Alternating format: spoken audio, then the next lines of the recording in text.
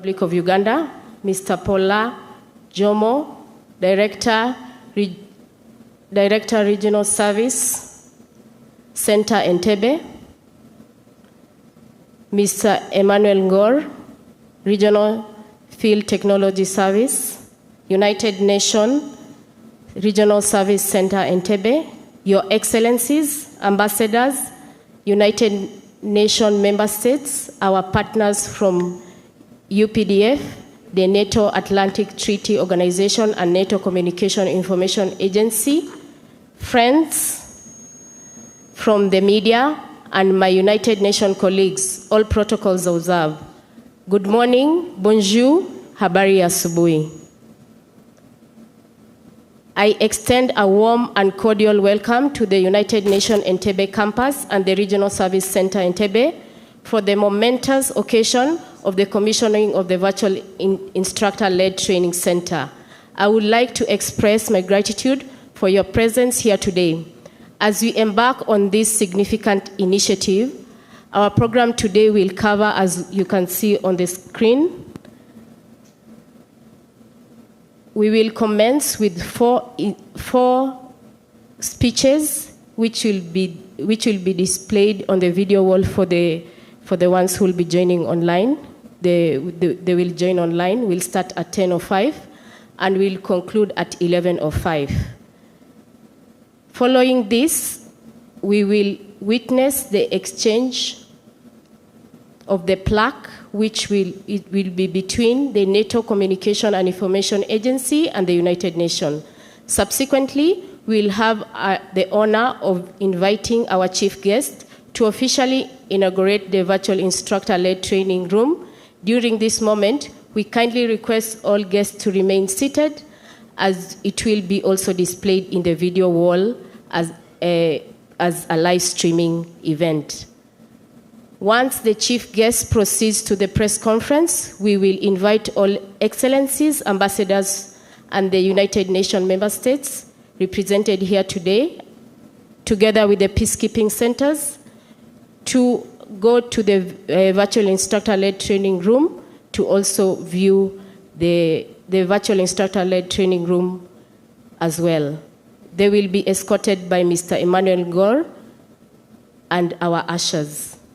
Distinguished delegates, at 12:05, we extend a cordial invitation for a collective photo session in front of the RTCC, which will be able to commemorate this auspicious occasion. Following this, at 12:35, we warmly welcome you to join us for a delightful lunch at the RSCE gazebo and the charming Place to Be restaurant. Your esteemed presence and active participation will undoubtedly enrich the memorable occasion that we are expected to have today. Thank you for your attention, and let us collectively celebrate this significant milestone in advancing our sharing goals and commitments.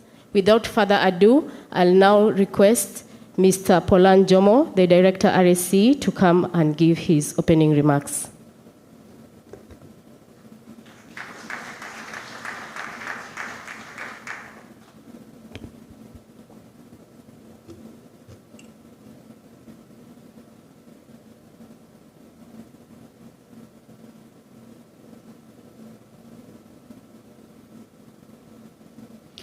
Good morning, everyone. Welcome to Entebbe. For those who have already been here, welcome back.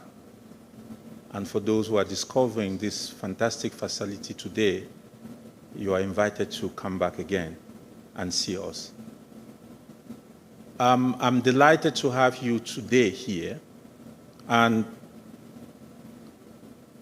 Assistant Secretary General Bernardo Mariano Jr., Your Excellencies, ambassadors from UN member states, our partners from UPDF, the Peacekeeping Training Center in Kenya, Peacekeeping Training Center in Tanzania, our very, very, very good partner, NATO and NCI, friends from the media, and my UN colleagues in the hall. all protocol observed. Welcome to the United Nations Entebbe campus and to the Regional Service Center here in Entebbe. The center hosting you today is the largest shared service center in the UN Secretariat. We serve over 16,000 staff members in peacekeeping and political offices across Africa.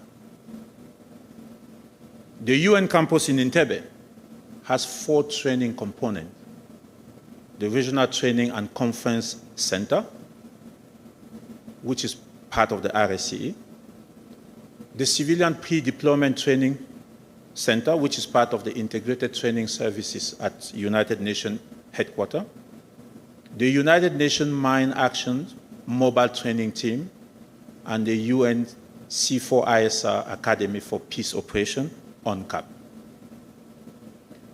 The North Atlantic Treaty Organization, NATO, through their Defense and Related Security Capacity Building, the DCB initiative, have partnered with UNCAP and installed the first ever virtual instructor-led training center in this region of the world, and that is what brings us here today.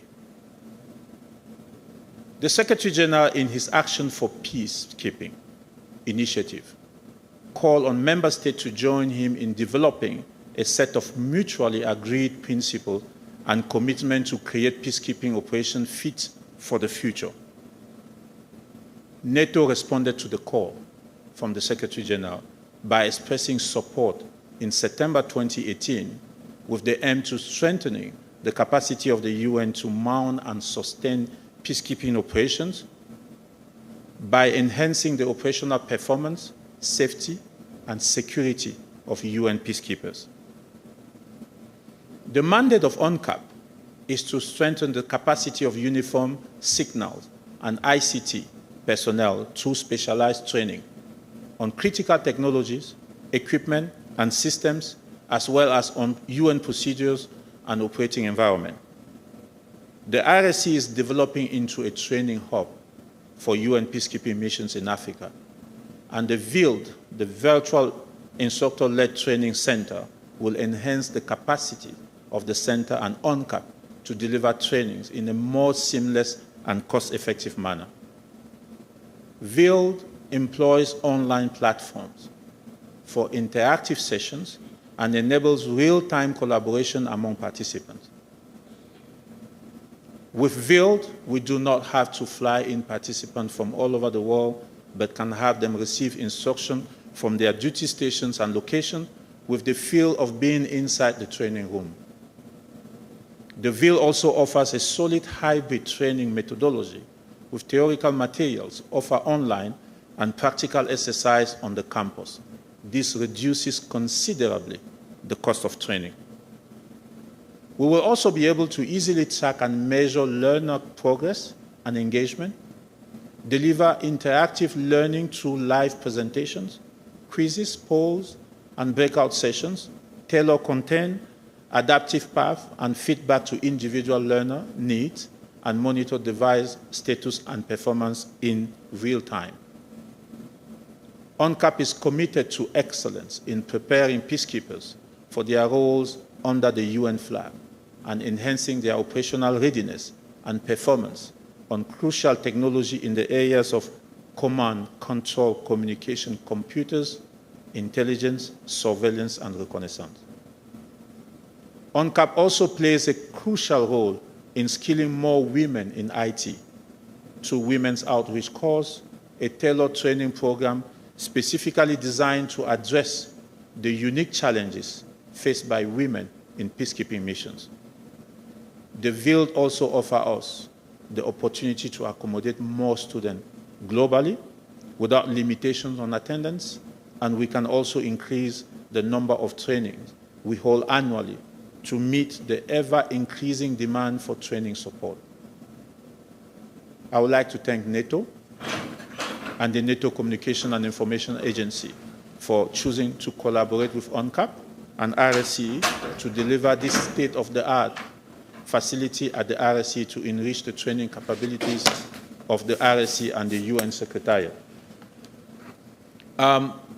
I would also like to thank the North Atlantic Council, the NATO Foreign Ministers, NATO Communication and Information Agency, NCI, the UN leadership for allowing us to have this partnership and developing into more training for peacekeepers, the government of Uganda for your hospitality, helping us and accepting to host us here to continue from the original point to provide training and support to peacekeepers, and everybody else who, and the entities who have been involved in making this process a success.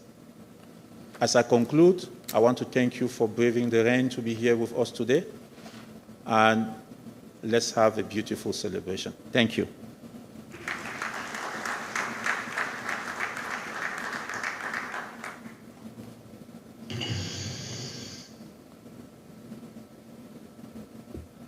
Thank you, Director RSCE.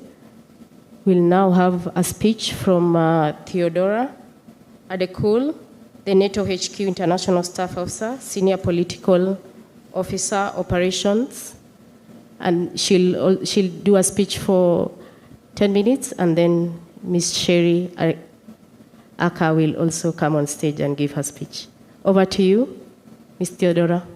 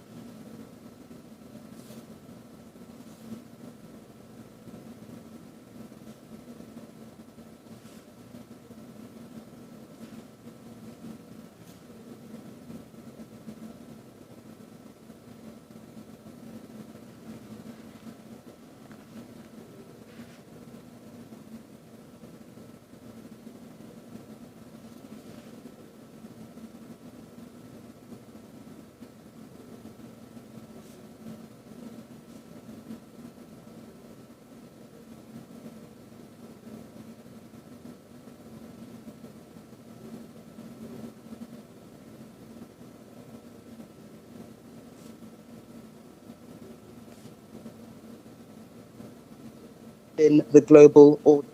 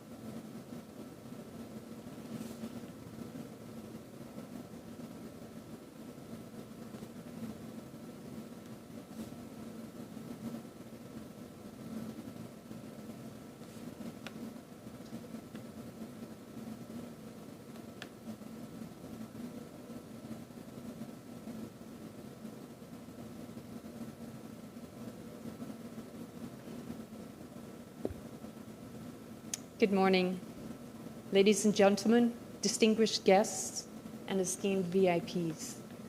I'm here on behalf of my general manager. Excuse me, there. Yeah, okay. On behalf of our general manager, Mr. Ludwig de Camps, the General Manager of the NATO Communication and Information Agency. It is my pleasure to be here today to recognize this momentous milestone in our NATO and UN defense capacity building project.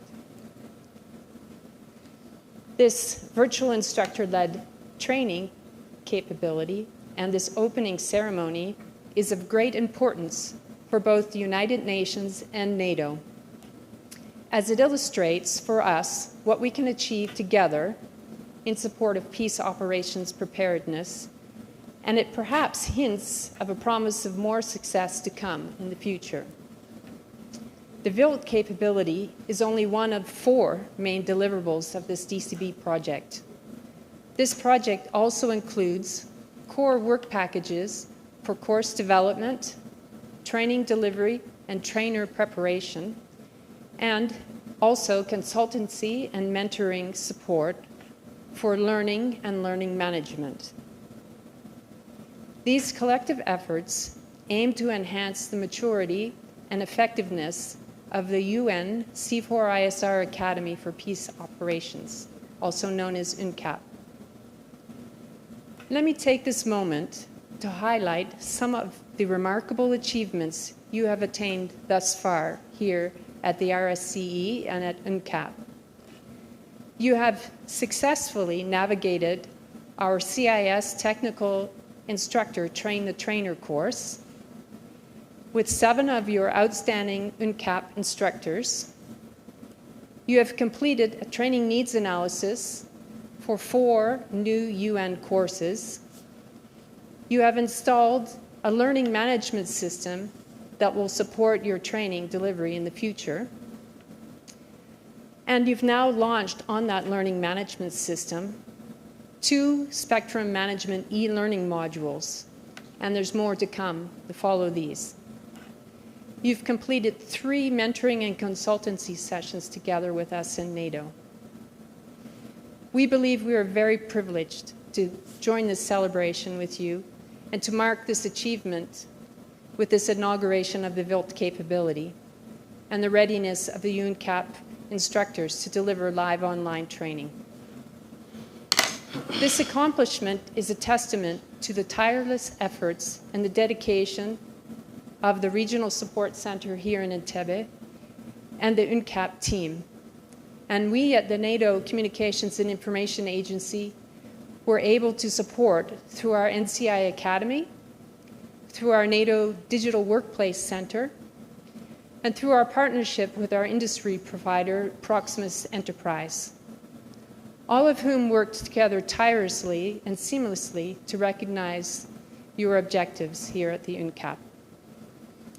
The VILT, as was already mentioned by Pauline, is a pivotal facility here that holds great promise for training UN peacekeeping forces before they deploy and during their deployment.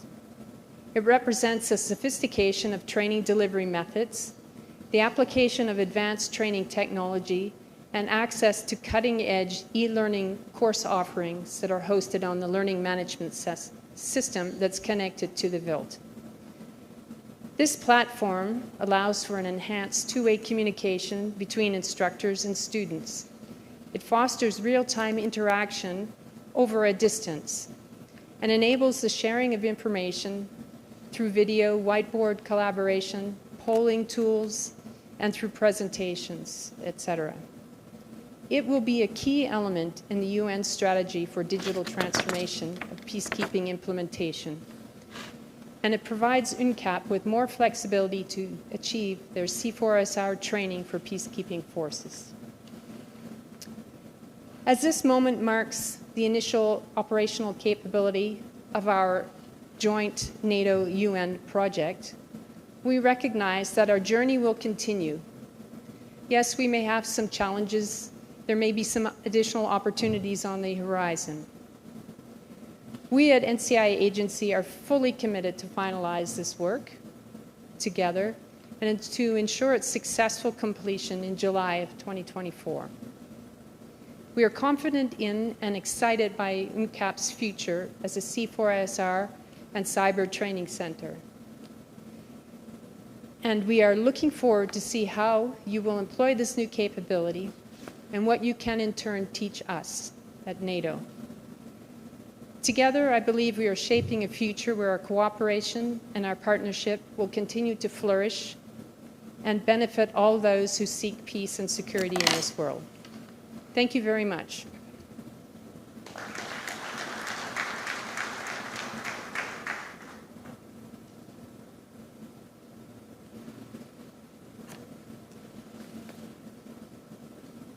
Thank you very much, Ms. Sherry and Ms. Theodora, for your warm and insightful information about the virtual instructor-led training and also the collaboration between United Nations and NATO, specifically NCIA Academy. Without further ado, at this juncture, I'll kindly request the Ambassador Philip Odida, the AG Director, Regional and International Political Affairs, Ministry of Foreign Affairs, representing the Republic of Uganda, to come and give his remarks.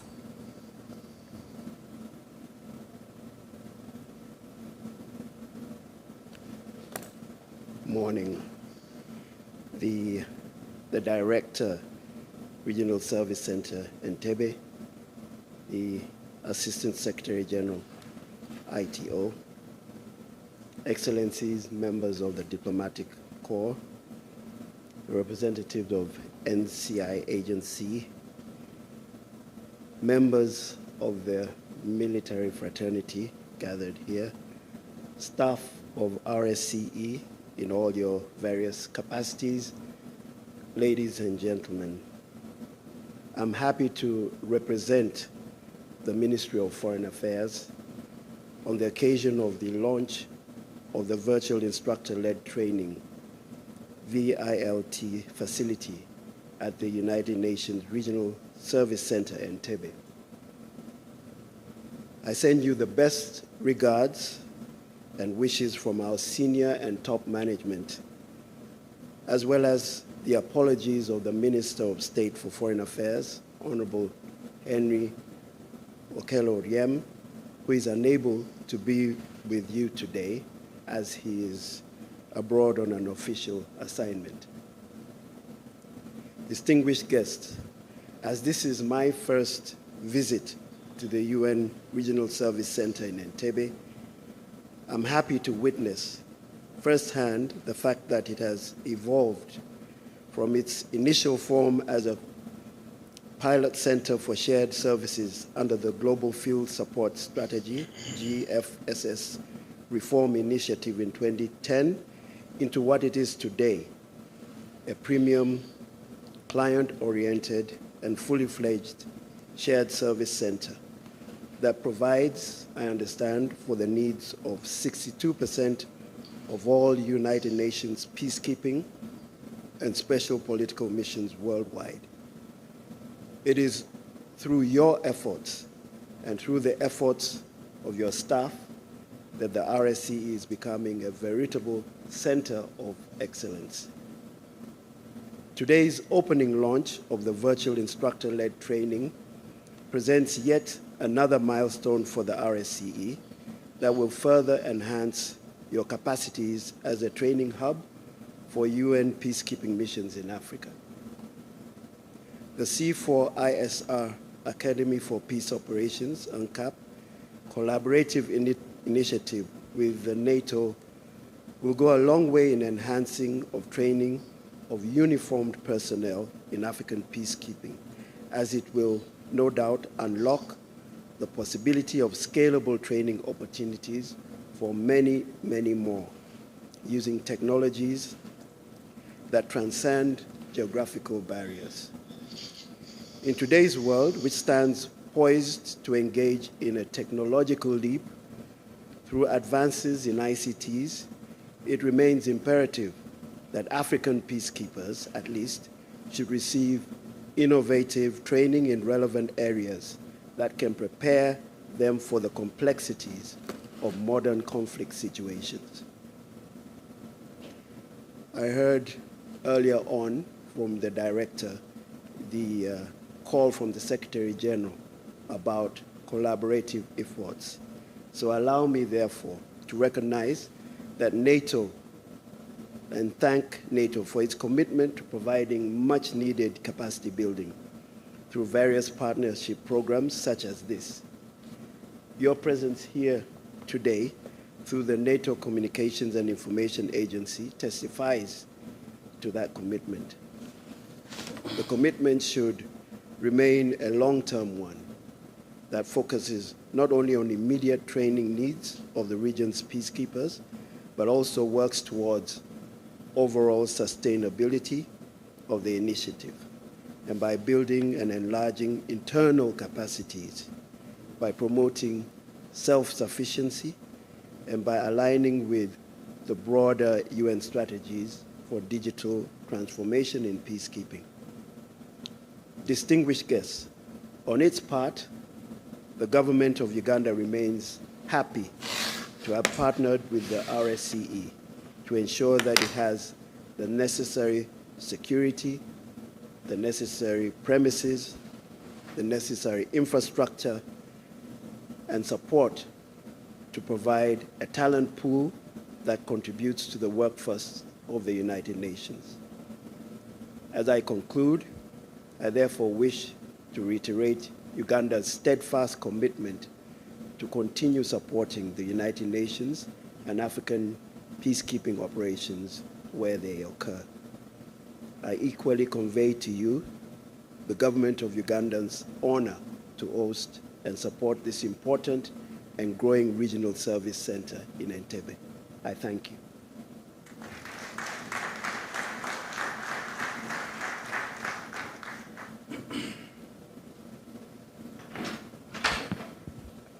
Thank you very much, Ambassador Filippo Dida, for the insightful and warm welcome to Uganda.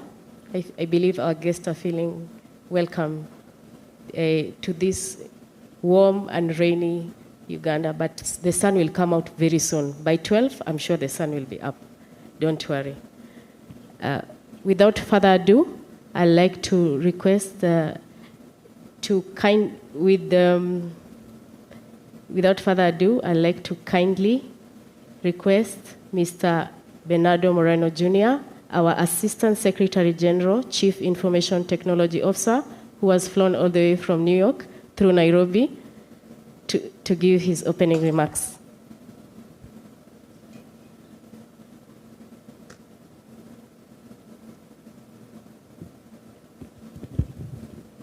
Being too tall sometimes doesn't help.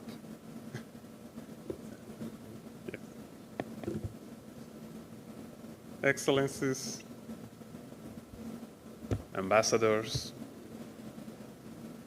partners, specifically NATO, UPDF, and all the other partners we engage with, friends from the media, colleagues from the United Nations, ladies and gentlemen, all protocols observed. Good morning. Bon dia, bonjour.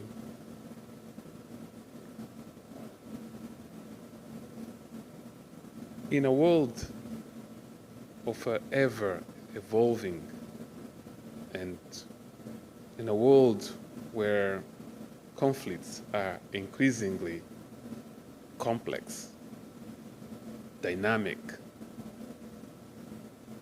embracing digital technology becomes imperative. 20 years ago, we wouldn't talk about cyber wars. Maybe Star Trek or some of these science fiction movies would portray those kind of scenarios, but today it's a reality.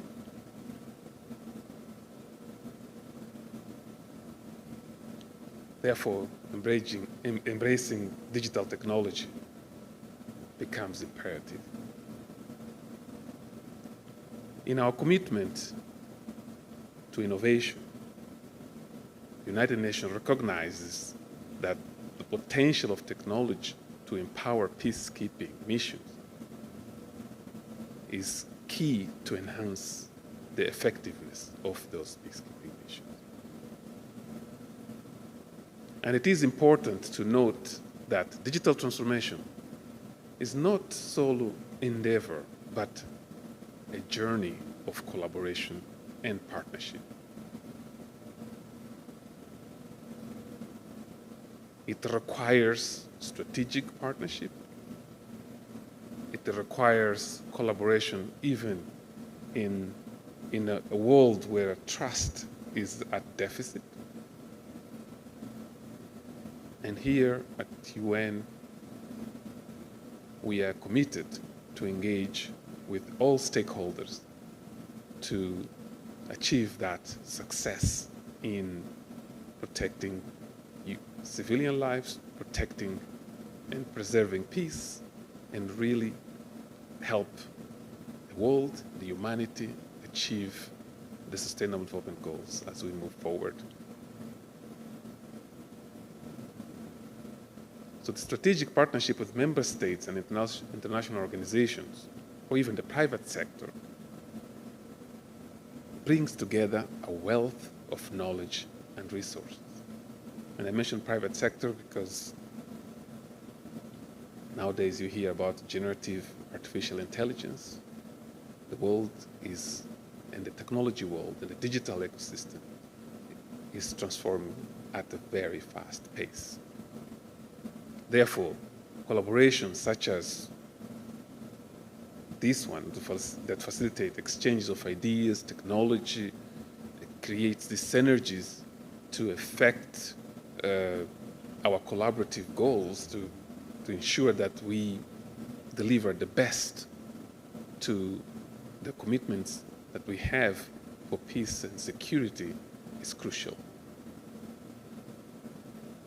The UN Digital Transformation Strategy, guided by the principles of sustainability and scalability, really seeks to harness this power of technology in a very, very efficient way. It also acknowledges that effort must be sustained over time, adapted to different contexts of mission, and most important, interoperable with existing systems of different countries and different contexts. This strategy aligns with the United Nations' dedication to building strategic partnerships, emphasizing the need for multi-stakeholder approach. Therefore, engaging with partners such as NATO ensures this harmonious integration of the technological advancements into our peacekeeping operation. Sometimes I talk about the digital twin of a peacekeeping mission or peacekeeping camp. So in the UN, we recognize that digital transformation is not just about technology. It's also, most important, is about people. Therefore, training people, building capacity, and ensuring that that capacity is delivered the right place, the right time, to achieve the successes that we need to realize in the peacekeeping, it is crucial.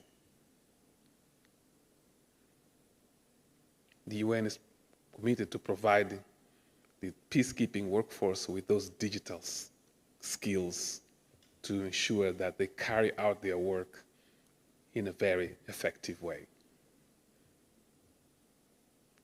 So let's leverage the experience with NATO and other partners to develop and deliver those advanced trainings as the one we will soon have a chance to witness. I would like to reiterate that digital impact of digital transformation in peacekeeping operation cannot be achieved without each and all of you that commit towards the same goal of preserving peace, sustaining development, and ensuring that we leave a legacy in this world that our children, our grandchildren, and the next generation will be very proud of.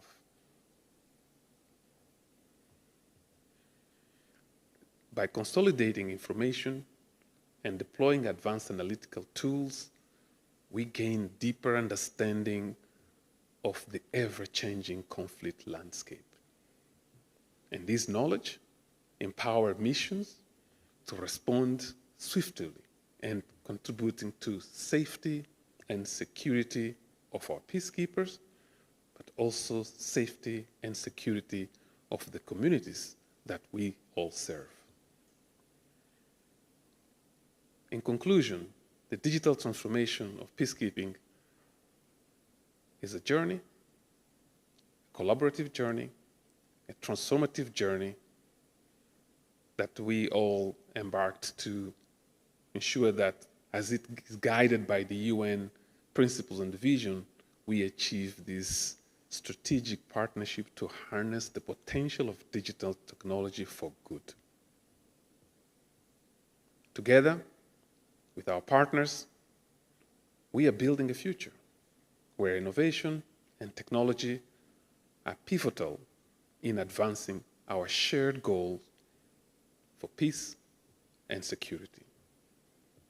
These strategic partnerships that we are adopting and adapting to the present challenges and shaping to a more resilient and capable peacekeeping, we want to ensure that this becomes a force for good and a force that will ensure in our future we continue to adapt and deliver these benefits that we all seek as we engage in the mission to preserve peace, build, strengthen security, and contribute to sustainable development.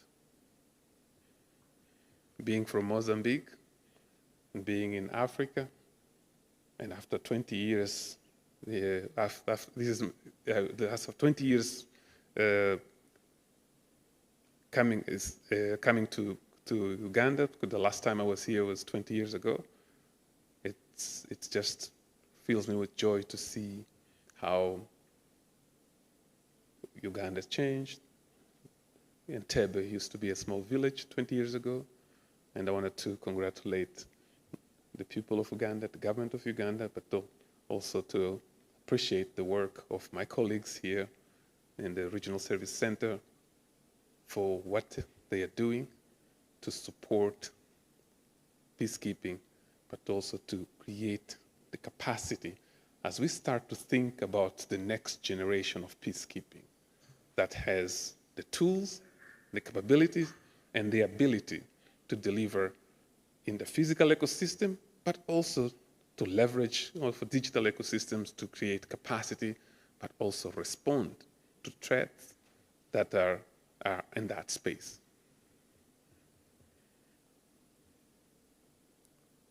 So the NATO partnership with the United Nations comes from the Security Council Resolution 2436 in 2018, and the Action for Peace initiative that consolidates the efforts that you see today as we come here to inaugurate this good initiative that will add to this capacity building that we want to see our peacekeepers to have to be able to be effective. This package of operational performance that we'll bring with its capacity building will enhance and will transform the way our peacekeepers are equipped with tools and technologies to deliver the best response, the best operational response, but also the best strategic insights that data technology brings.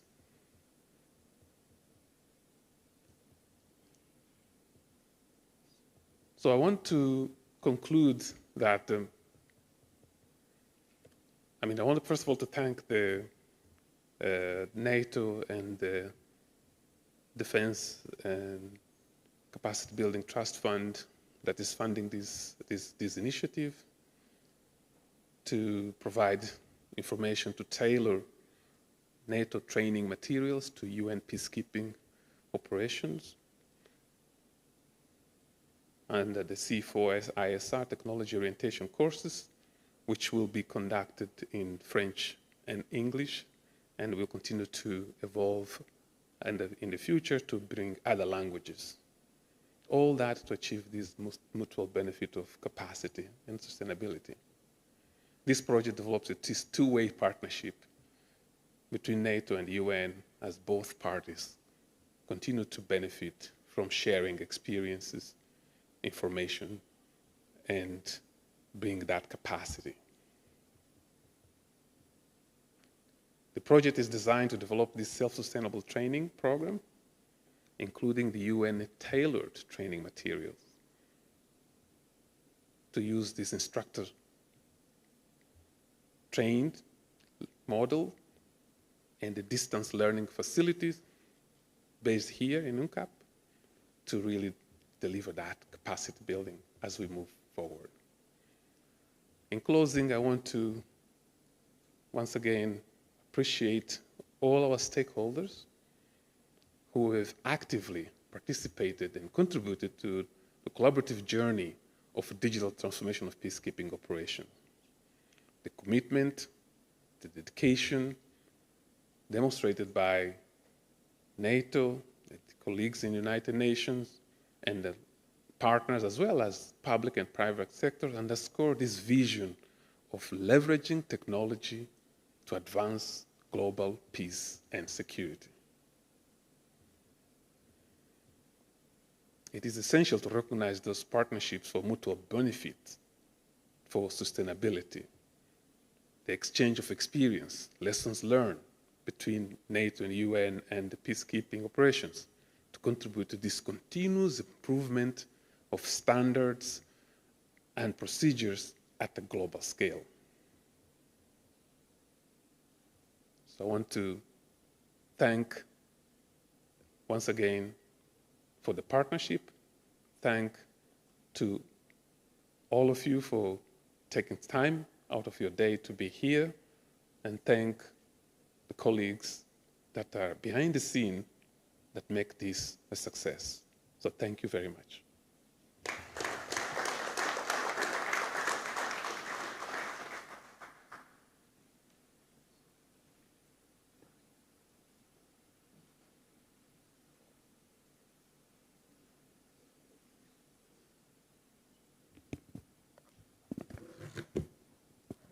Thank you very much, Assistant Secretary General, Mr. Bernardo Moreno Jr., for your opening remarks. At this juncture, I'll kindly request the ASG to kindly come in front together with Ms. Sherry Aka, escorted by the Director Regional Service Center, Mr. Emmanuel Gol, and Ambassador Philip Odida, as we do an exchange of the plaque to commemorate this day. The exchange is between United Nations and the NATO NCI agency.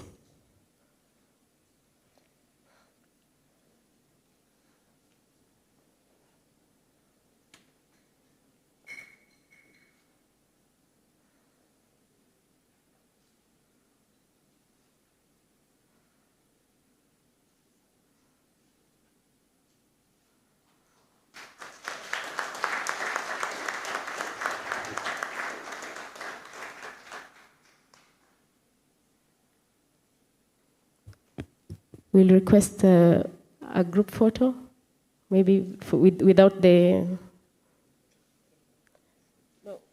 without the cover, just the plaques only, so that it's better for the media.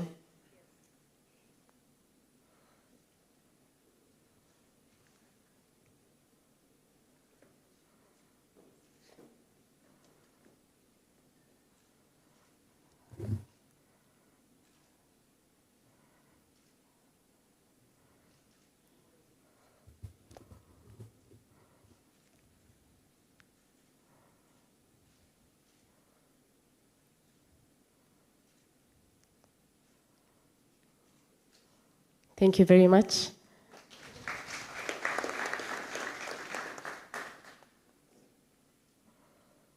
The ASD, sir, at this juncture, will kindly request you, escorted by the Director RSCE, together with Ms. Sherry and Ambassador Philip Odida, to kindly go and unveil the virtual instructor-led training room. Distinguished delegates, we kindly request you to remain seated. The event is going to be aired live on the virtual walls because the room is very small. We cannot all fit in that room. Kindly.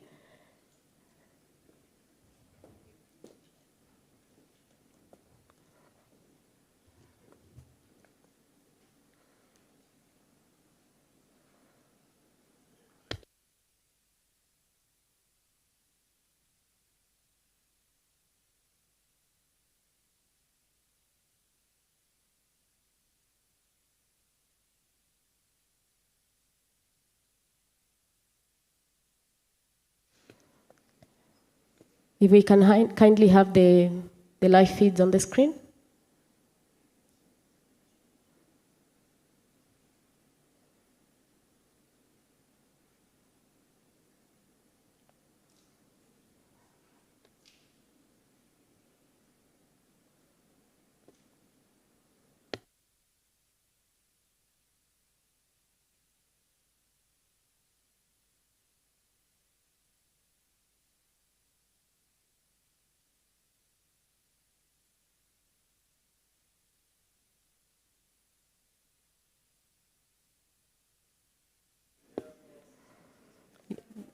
That was part of the act. That is one of our trainers, because in the virtual instructor-led training room, there are students that have joined virtually from the missions, the mission in UNSOS, MINUSCA, and our mission in Mali. So the trainers were doing the tests. You got a sneak preview. If we can have the live feeds back.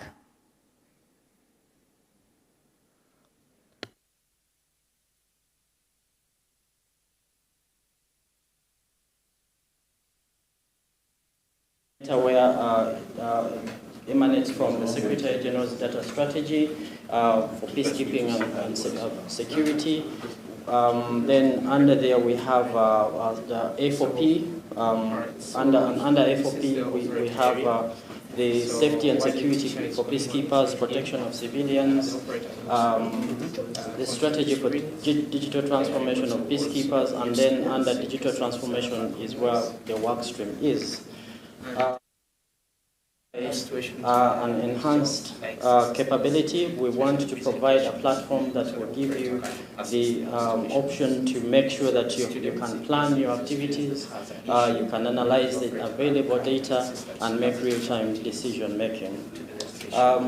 So this is what UniteAware basically looks like. At the center is the platform or the product. And that product depends on data that is coming from different sources. So you have data coming in from UniteAware Sage, you have data coming in from the patrol planning tool, you have data coming in from asset tracking, from the mission sensors, and from UniteAware maps. This is customizable to the mission requirement and mission specific requirements. So for example, on top of the default apps that we have in there, we have built a civil affairs permit management system for Cyprus, and this is used to for them to manage the land that is within the disputed territory. So there is no activity that is supposed to go in there or to happen there.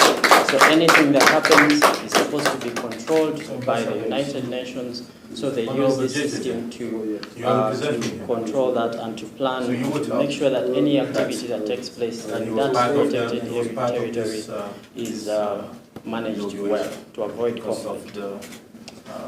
So in MINUSCA, what we've done, we've also introduced a case management tool, which is used to, it is used for the process of managing the case from end to end, from the beginning, because within SAGE, when incidents are reported, there is no expectation for certain data to be entered, which is considered extremely sensitive. So that sensitive data that is personally identifying is only pushed to case management, and that tool is only available for on-call, and they're using it and they're happy. We are working on onboarding the electoral process, the DDR process within MINUSCA as well, among other things. At this moment, I would like to invite the VIPs, Mr. Polanjomo and the CITO to speak to you. Good morning, everyone. Morning. Good morning. Okay, at this moment, it means it's working. I am Polanjomo, I'm the director of the Regional Service Center in Entebbe. I have with us the ambassador from the Ministry of Foreign Affairs representing the minister who will not be here. And I have with me ASG Bernardo Mariano, the ASG CITO. And then I have Cheryl from NATO, who is with us as well.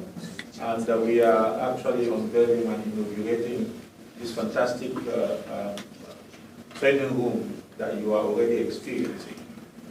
Maybe one or two of you can tell us what is your experience and what is different from the other teams and the other training facilities that we use.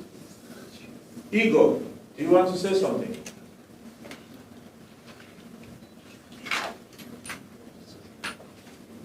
Igor, your microphone is mute.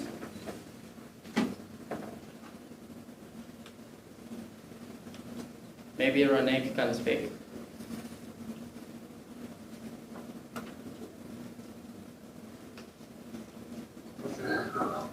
Sorry, good.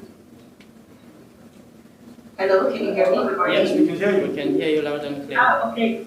Good morning to everyone. My name is Ranit White. I am from Minister Mission. I'm here with a team of other colleagues that are located here in the HQ as well as the sector. We're happy to be present at this event to see what the virtual platform will be able to provide in different training, capability, military night awareness, other military training as well. So we're quite excited and we're happy to be here celebrating for the opening ceremony of this platform. Thank you very much. Thank you, Ranik. I see Vincent Sungo is having a different conversation. Vincent, are you with us? Definitely not. John Wayne had his hand up at some point. John, would you like to say something? Oh yeah, ladies and gents, yeah, I'm John. I'm the United Aware focal point with FTS here in UNCAP. So I'm with the mission nearly 2 months. So already I can see that this additional tool will be of great benefit to the training, because the big problem we see here, as I'm sure in all the mission areas, is the rotation of the on-call or the military troops happens so frequently. It's difficult to keep a handle on the training. So with this easily accessible, I suppose, medium, it can only make things better for us, the trainers, and for the police troops and indeed civil affairs that are working in different missions. So looking forward to using it and learning how to make the most from it. So thanks very much. Over. Thank you, John. Osama, you are the chief FTS in MINUSCA. I don't want to put you on the spot with your boss here, but I wanted to hear your perspective. Good morning. We are thrilled to be part of this, and I'm glad that you're mentioning my name and you're singling me out. I'm MINUSCA. Just to reiterate that the birthplace of United Aware started here. I'm glad that most of the GIS team are also involved, and as usual, we will continue rendering our services and expertise, and looking forward how to enrich this experience and leverage the situational awareness mandate in the UN as a whole. Thank you very much, Mr. Polan, for giving me the floor. Thank you, Osama. You can see that they are looking at it from different perspectives. You're looking at situational awareness, and the other colleague from UNFICIT in Cyprus is talking about how it can expand to the military in the field. And you have different people from different entities in different places. MINUSCA is Central African Republic, and our own facilities in Cyprus, so we can connect people around the world. We also have Somalia. Sorry? We also have Somalia on there. You have Somalia on there, which is a good thing. Michael Fletcher, where is he now? Mike Fletcher is in Bangkok. Hi, Mike. Because I know that name very well. Mike, how are you doing? Fine, sir. Thank you very much. Doing well. I'm here in Bangkok, actually, so not only is it covering another part of the world, so very, very excited about the advent of the VILT facilities. It's really a great opportunity, especially for the United Wear training, which I have an interest in, and in particular, we call the Tier 2 training, which is a remote training that many of the participants you see on the screen here today are actually participants in the first two cohorts of that training. So we're shifting away from teams and onto the VILT. It's really an exciting time. We expect great things to unfold. Thank you very much. Thank you very much, Mike. So you see, you can already hear from the participants how this is going to be useful to everybody in the field. Exactly. Yes, nice to meet you all. My name is Sherry Aker. I'm with NATO from the NCI Academy. And it's our team who helped to design and install this build capability. And I'm really pleased to see that the instructor is quite comfortable with the capability, and that you're all engaged in the training session already. And so I see that we're already adding value here, and it's a wonderful, wonderful thing to see. Thank you so much. Thank you very much. Do you want to say a few words before we continue? Just to thank again NATO, but also to thank all the colleagues to really embrace this and to leverage on this technology to deliver what matters most to peacekeepers, matters most to the people that serve. So excellent work. So look forward to see all trainings, the VLT in this VLT facility, but also see people leveraging on this capacity. I think spreading the word and sharing your experience using VLT will really allow us to not only sustain, but also to ensure that this capacity is leveraged to its maximum. So kudos to you, Poland. Thanks to NATO partnership. Very grateful for the government of Uganda for hosting us and allowing us to showcase what we can do in Africa, for Africa and for the world. Thank you. Thank you very much. Thank you very much, Sito. And to the colleagues, I would be interested as we start this this journey. I would be interested to hear from you the type of technical challenge you could have from your end, and how we're going to be resolving that as we continue, as we start with the training courses. I can already see the quality of the transmission on the screen, but definitely depending on where you are, if you have challenges, we would want to know so that we see how to address them very quickly as we start this journey. We don't want to take that much time, and Ambassador? Yeah, thank you, Jomo. And this, I think, to me is the highlight of our visit today, coming in and seeing it actually in operation. I want to thank NATO and you for bringing it all together. I mean, from my standpoint, the equipment looks state of the art. From our vantage point, we can see the collective. So it's a very good situation room where you can get the conversations all together. Earlier on, of course, we know that there are challenges with this kind of operation, that you need people on the ground to interact.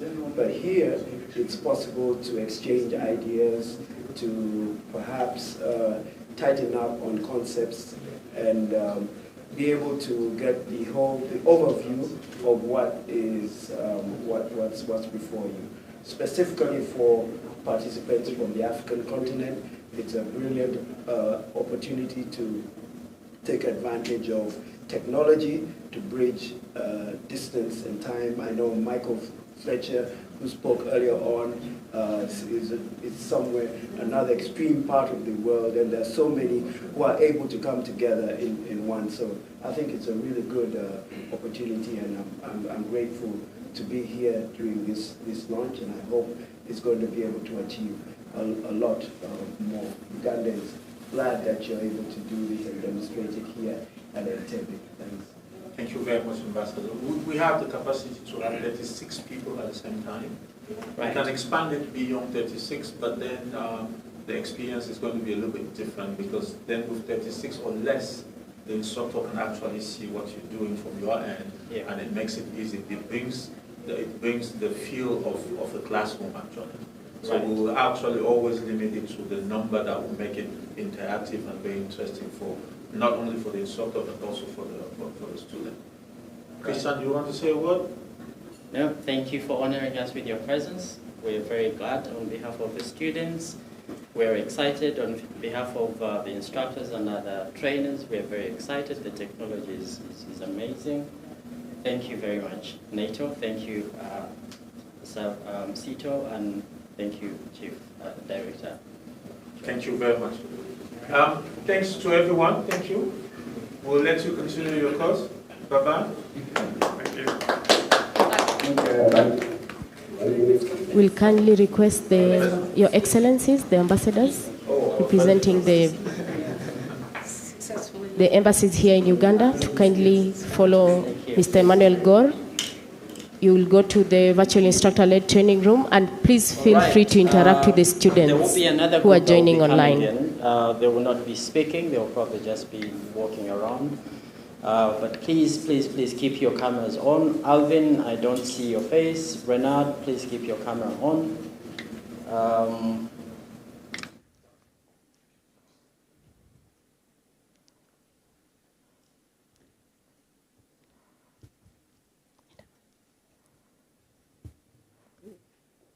Distinguished dignitaries, we kindly request you to follow the group.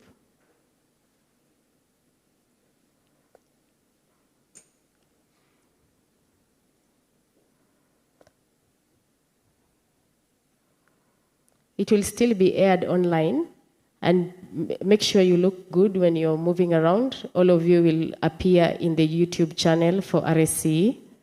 So make sure you smile and you look. The inbuilt application already been rolled out, and once they are done, we'll also request the SDMs to follow thereafter. Or the joke room within Cyprus. We had to build a new joke room thanks to the funding from different partners.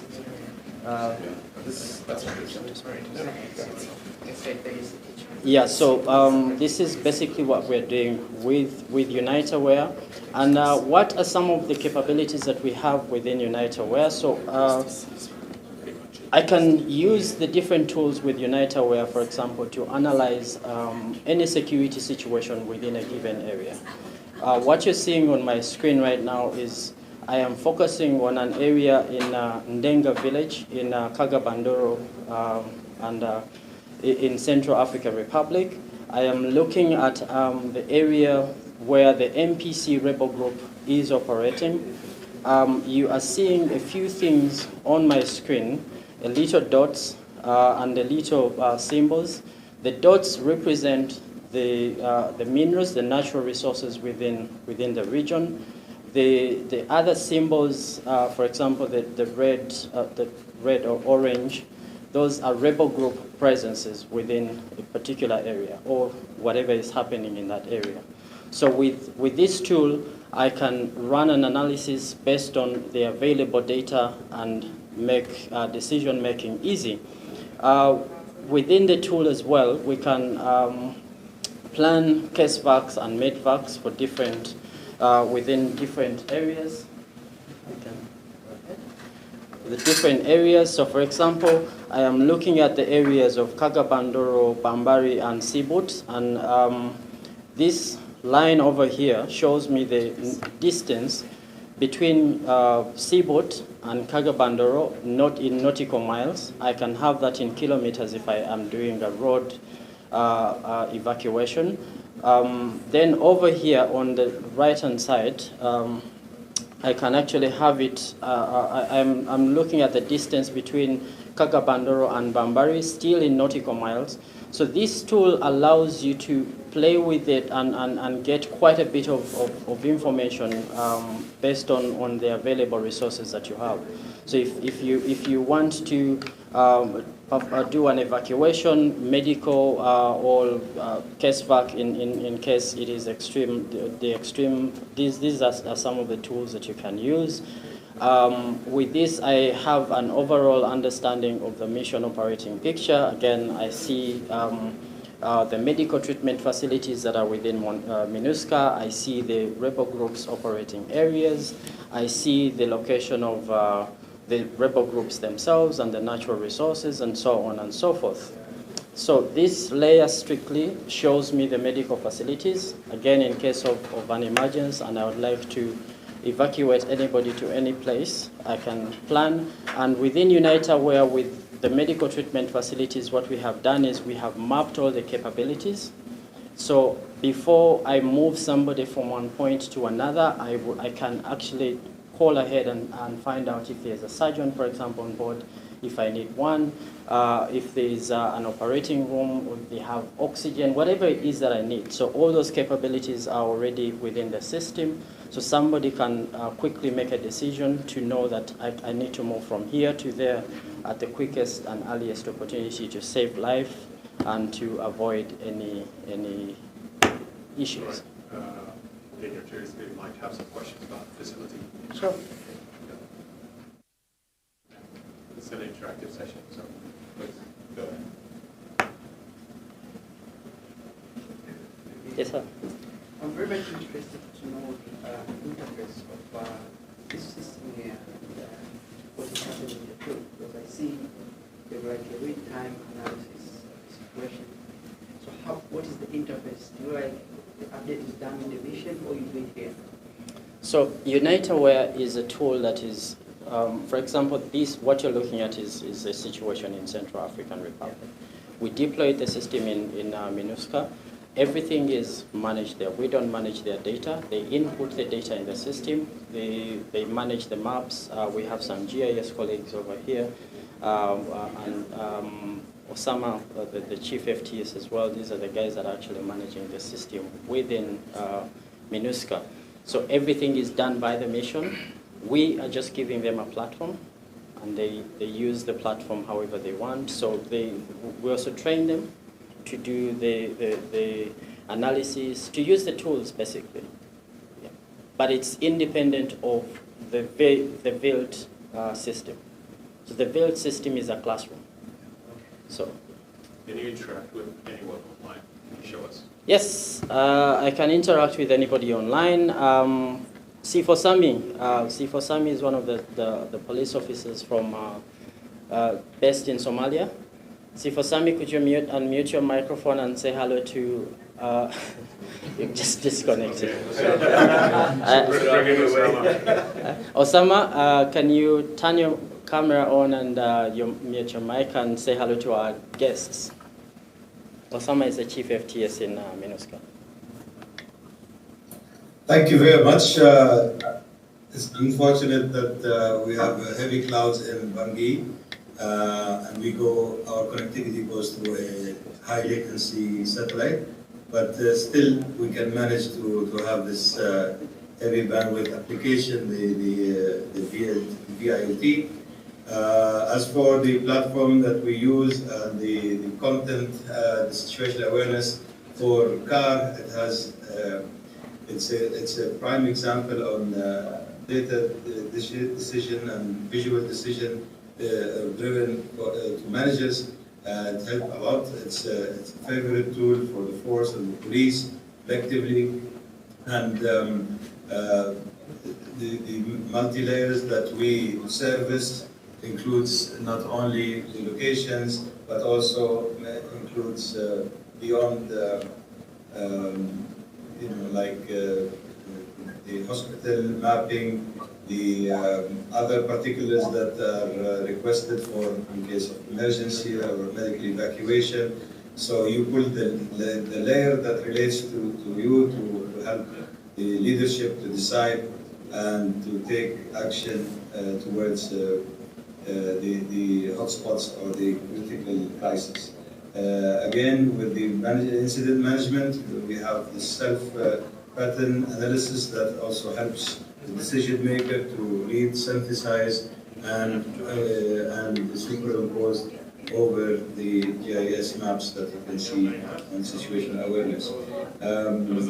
Interactively, we can also integrate live footage and videos, yet it's a bit clunky and heavy, so we separate the systems. We can have in a joint task room, we have live videos on hotspots. Meanwhile, the operators and the other participants can see or realize the situations that can arise with the visuals effect that we have. And not only that, if there are patrols that are nearby, and we track these patrols through a TETRA system or long-range UHF, HF system, which also track on Unite Aware, so you pull the layer that relates to patrol tracking, and if there's a patrol near a hotspot that has been identified, we can know exactly the team lead of that patrol. We can even call them on TETRA if the GSM coverage is not suitable, and call that patrol to divert the route near to the hotspot area to verify the incident and complement the MINUSCA mandate in protection of civilians and other goals. I hope I answered your questions. If you have any further questions, I'll be on stand. Thank you, Osama. Yeah, go ahead. Right. My name is Anton Balmer, IPSDC. I want to continue with the question which has been posed already.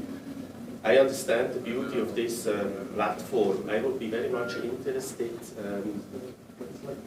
Is this a platform which is open source, or how did you develop this platform?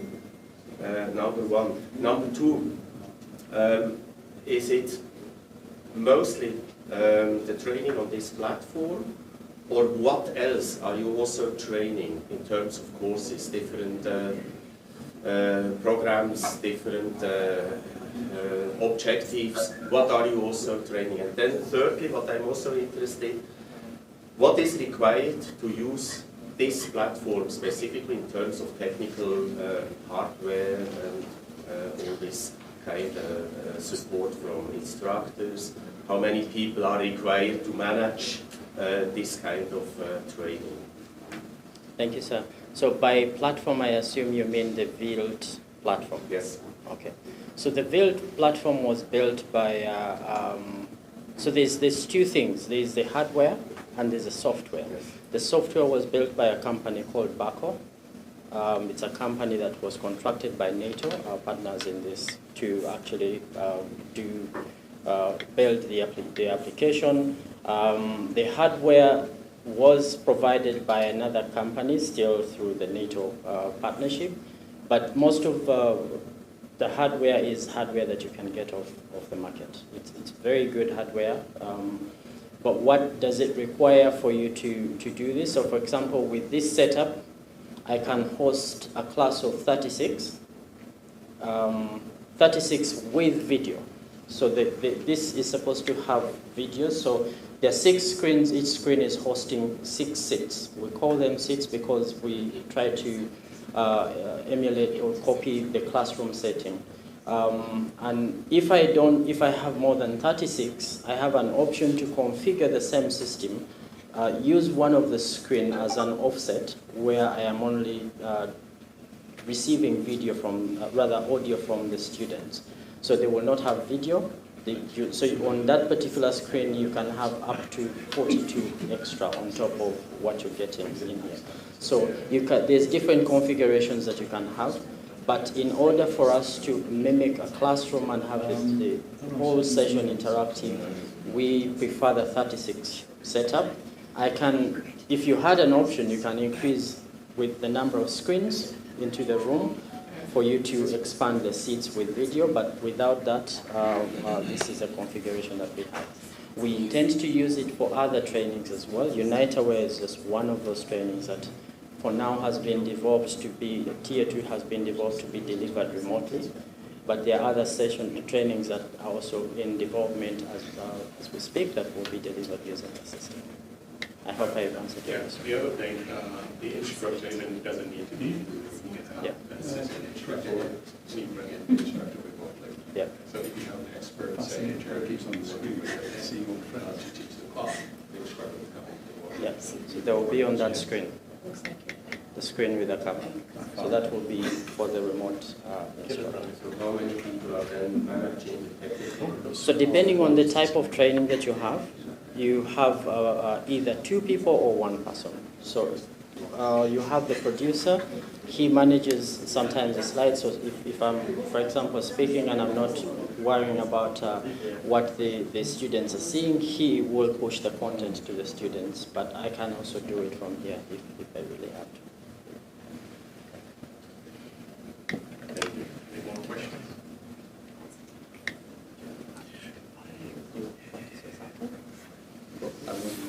What was discussed so far? So these are the guys actually that built this. Specialists. Yeah. Yes. Hello. So we integrated actually the whole system. I think you explained about the hardware and software part. Just listened to the start of your speech and that.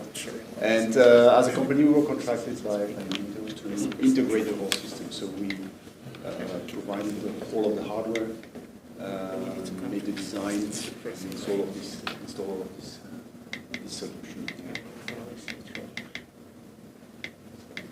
Then there are specific questions related to integration or hardware. I think there was a question from the gentleman. Yeah, I have one question. Simon Harris from the British High Commission. It's a great project, really great that we can support it. One question, probably more for the team here, is whether it's enabled you to increase your capacity for training. So when you have X amount of physical courses, why it might have done a virtual course, but you've kept that the same. And then also maybe a question for some of the participants is how they found it in terms of how they found it's allowed them to do the course when maybe they haven't been able to in the past, or there can be 2 sides to it. One side that actually enables you to fit it into a very busy schedule. The other side actually sometimes going physically allows you to not be distracted by the mountains of work that kind of pile up alongside you. So just it'd be interesting to get a sense from any of the participants as to how they found it as well. So let me ask Mike Fletcher to speak on in terms of the development of the course. Mike Fletcher and the team developed the UniteAware course that we are delivering remotely. And I will probably ask John, are you there? Or Ranek? Okay, I'll ask John. John is from Cyprus.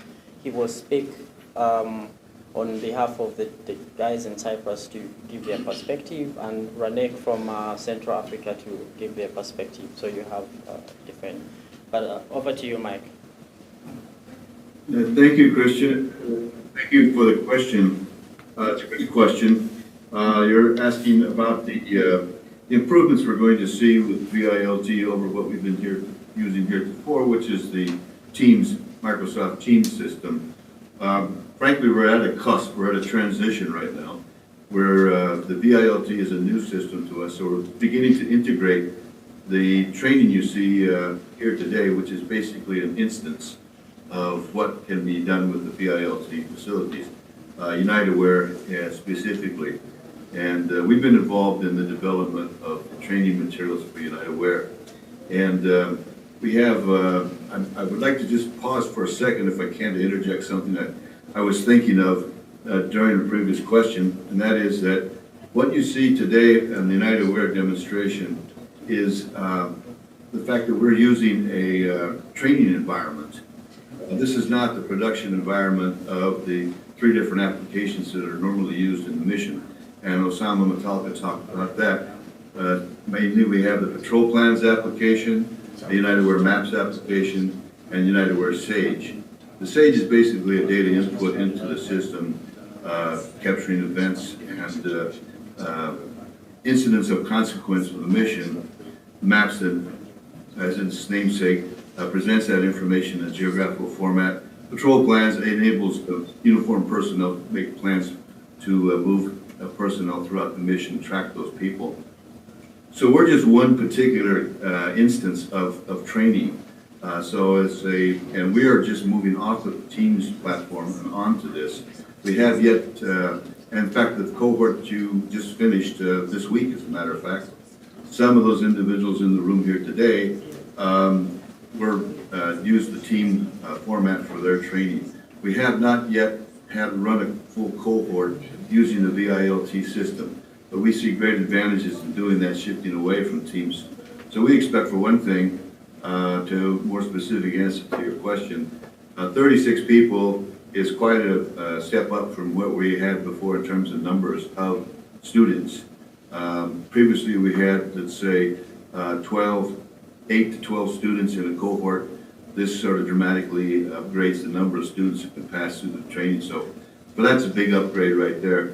And we think the features that are involved with the VILT are greatly going to enhance our ability to present the United Wear training. I can't really speak to much of the VILT itself, and I think that was done very well by Christian and the gentleman to his right. And already, but in terms of the United Wear, we really see great advantages of using the VILT. We're really excited about this. Thank you. I hope I answered your question.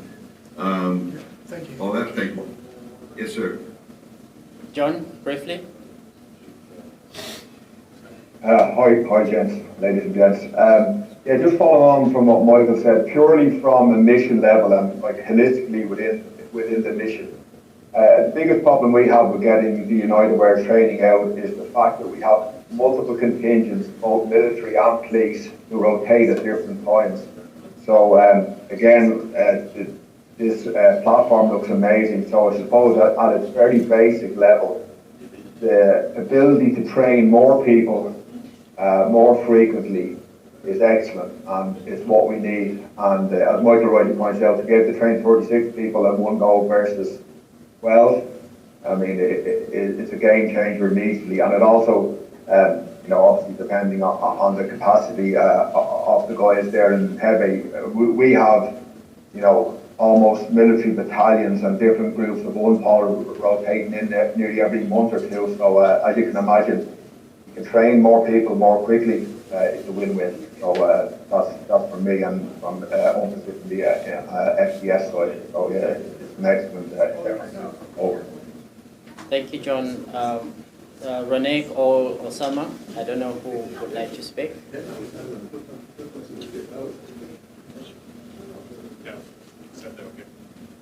They're okay? Just to come back to compliment what was said. Some of the courses you need to prepare people even before they get to the ground here. So we believe that this particular facility would be very beneficial to prepare people before they come and do the hands-on and be in person. And also would help us, especially with the pre-deployment, which was mentioned by Johnny, different countries, different time zones. We can use it to train them ahead of time what they should expect, and also we are working to scale it and integrate it with the virtual reality in one way or the other, so that they can have an idea of the environment where they're going to be deployed.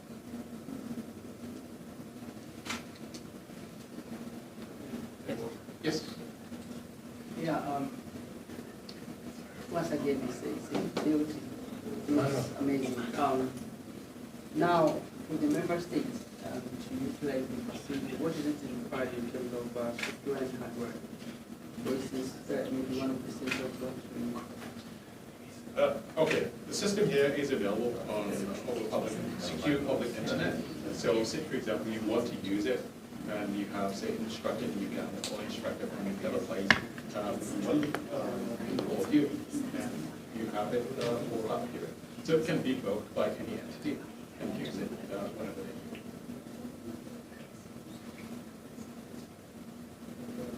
I think it's a good photo. Yeah. Oh, sorry. The architect, construction master, I was just wondering why Uganda was selected for this project to be settled here in Dublin. Since it's a virtual facility, it can be anywhere. Is there a specific reason for that? All right. The Regional Service Center was established in Uganda, and it's been here for quite some time now, over 10 years. The other component of Regional Service Center is the Regional Big Technology UNCAP, where we provide support and technology needs for the East Research Special Education. UNCAP is the component of the portfolio within the Regional Service Office. So that's why you get this. And here is the Regional Training Center, Conferencing Center, where most of the missions, they come here. But there is quite a lot of background to that. We happen to be here, okay? And we cannot decide like, okay, let's do it in Kenya. We're ready. And the support team, the team that supports that portfolio is all based here. All right, a photo. Sorry. Follow that whole time. Thank you, gentlemen. Thank you. Thank you very much. Thanks, Java. Talk to you later. Thank you. Thank you.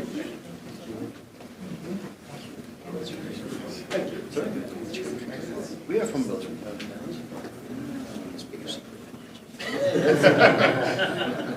The Dutch, they're finding themselves. Yeah, the Dutch.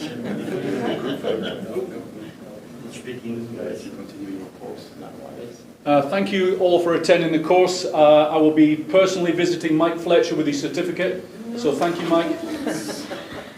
Distinguished delegates, we'll kindly request you to join the group photo, and then you'll go back to the VIP to view the Vilt room.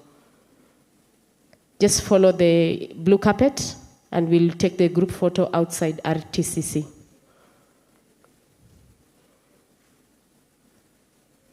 George, we kindly request you to join us for the group photo.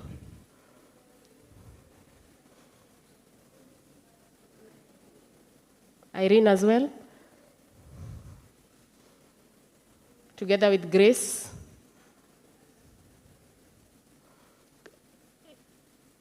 Kindly, everyone, let's join the group photo.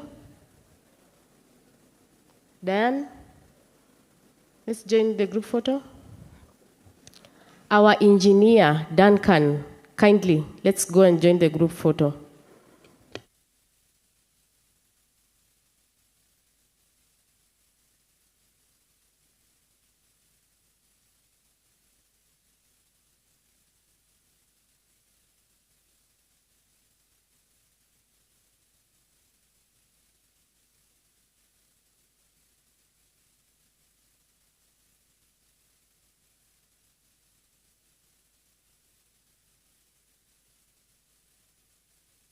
Familiar with UniteAware, so ask, I will do my best to answer.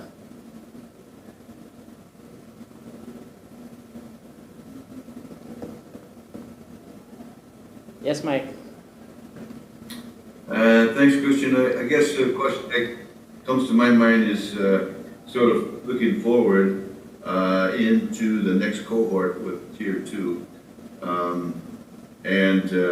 When do you think that we'll be ready to actually use the facilities for the next Tier 2 cohort?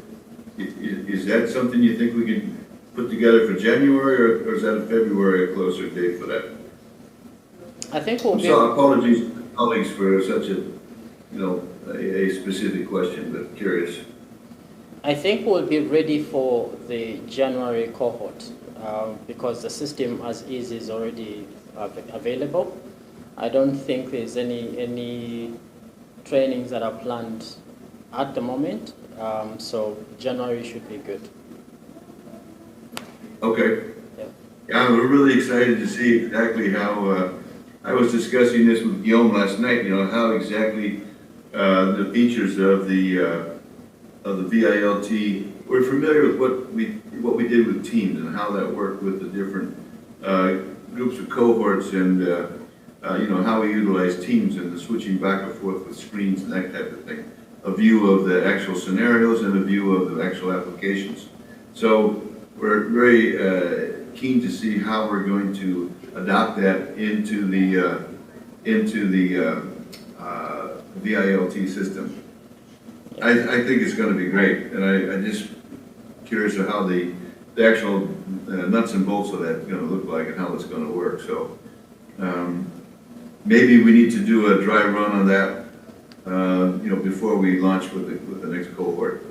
Yep, we can plan to do a dry run.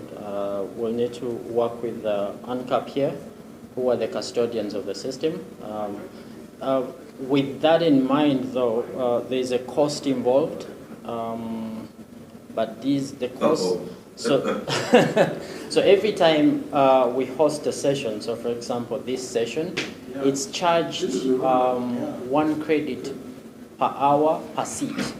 So if you have 36 credits, if you have 36 credits, rather 36 seats, those are 36 credits per hour. But the details, the cost of the credit and all those things, we can get those details from UNCAP. And if they will be charging tier 2 training. But I just wanted to mention that because we can't, we don't have a training environment, so we can't just set up test sessions just like that because there's a cost involved. Yeah. Well, yeah, and in fact, the establishment of a stable training environment during the training sessions is also something that runs parallel to what we need to do in terms of preparation, so that there's not changes made to the program, etc. Yeah. So, okay, thanks, Christian, for that. I'll let other colleagues ask questions. Thank you. You're welcome, Mike. Thank you.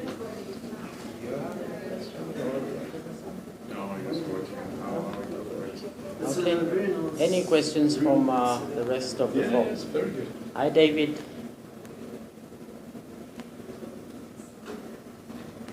Good morning to you, good afternoon to some others maybe. I'm not sure where everybody's connecting. Michael's late afternoon already. Yeah, it's very impressive, as we discussed yesterday, platform. I think it's definitely, John, thanks for stepping in and covering the offensive side, but obviously, besides you're not aware, but if we just want to talk about this new platform, I think just for training purposes, it's a game changer, step forward in ensuring that we can participate in more interactive and obviously just simply a much more mature training environment for our team and our military to participate in, because teams can be a bit static. This needs to be a bit more and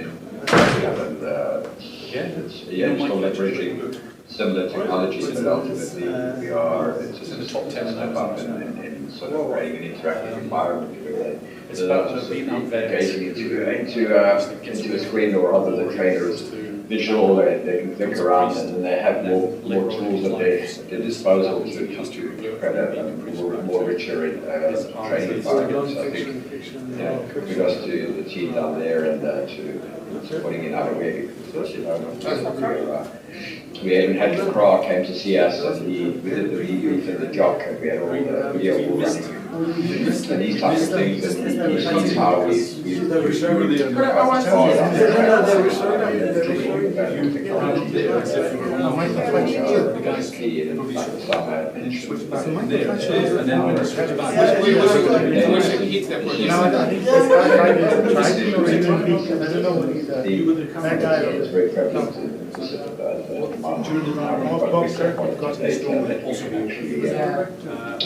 analyze and look at that. We've got a great team with John, Izzy and others, and the military already got it. And so just actually, because Cyprus has actually gone from a sort of a benign, quiet mission to a very, very for a very sort of active and a very tense situation that are happening on a daily basis. So a situation where it's a game changer. Some of the staff were there before the changes were before you're not aware, and after that we don't know how we'll dealt with these problems without you're not aware. So that's definitely sounds like a marketing or something, but it's a reality. those are the things what you want. They might see a very sensitive, can pick up any constant dialogue with the end users, with the senior management, SRSC, everybody is not buying into the system, which is a huge benefit. I see people have walked into the room, so I will go on the course. Thank you, David. Thank you. Would you like to say something? So these are some of our folks here in RSCE. Again, if you have any questions, just let me know or open your mic and speak. Hi, sir. Who's the gentleman in the red shirts? I recognize them. He's South African, right? What you saying, David? Yeah, Leonard. Something about rugby, you know, that Ryan, you know, there's Brian next to you. We won World Cup champions and all that stuff, you know.